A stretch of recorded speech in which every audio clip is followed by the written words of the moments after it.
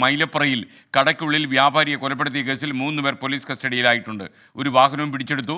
ചോദ്യം ചെയ്യൽ തുടരുകയാണ്. പത്തനംതിട്ടയിൽ നിന്ന് ശ്രീജിത്ത് ശ്രീകുമാരൻ തത്സമയം ചേരുന്നു. Sreejith, good morning, happy new year.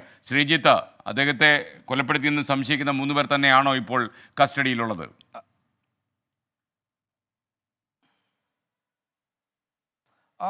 Happy new year. എന്തായാലും ഈ ഒരു പുതുവത്സരത്തിന്റെ 2 ദിവസം മുൻപ്, അതായത് ശനിയാഴ്ചയാണ് ഇത്തരത്തിൽ ജോർജ് ഉണ്ണുണ്ണിയെ കൊലപ്പെടുത്തിയ നിലയിൽ കൈകാലുകൾ ബന്ധിച്ച് വായിൽ തുണി തിരുകി മരിച്ച നിലയിൽ അദ്ദേഹത്തെ കടയ്ക്കുള്ളിൽ കണ്ടെത്തിയത്. എന്തായാലും ആ കേസിലെ പ്രതികൾ എന്ന് സംശയിക്കുന്ന 3 പേരെ ഇപ്പോൾ കസ്റ്റഡിയിൽ എടുത്തിട്ടുണ്ട് എന്നാണ് ഏറ്റവും ഒടുവിൽ പത്തനംതിട്ട പോലീസിൽ നിന്ന് നമുക്ക് ലഭിക്കുന്ന വിവരം.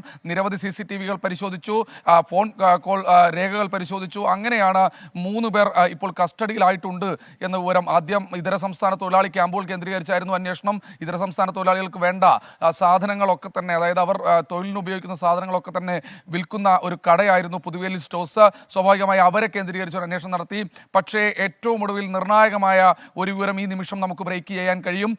ഈ പിടിയിലായ ആളുകൾ 3 പേരും മലയാളികളാണ് എന്ന സൂചനയാണ് ഏറ്റവും ഒടുവിൽ ലഭിക്കുന്നത്.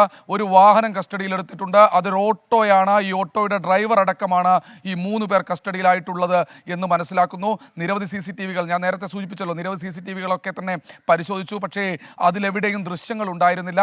പക്ഷേ അതിൽ നിർണായകമായത് ചില ബസ്സുകളിൽ നിരവധി CCTV-കൾ ഘടിപ്പിച്ചിട്ടുണ്ട്.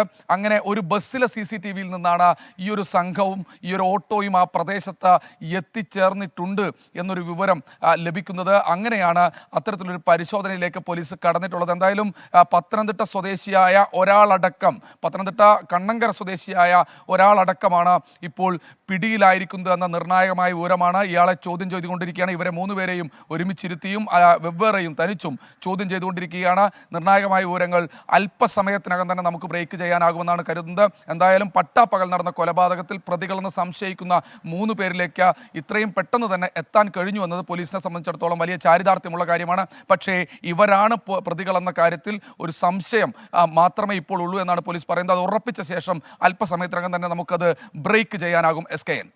Okay, thank you Shri. 24 അഞ്ചിന്റെ വജ്രത്തിളക്കം.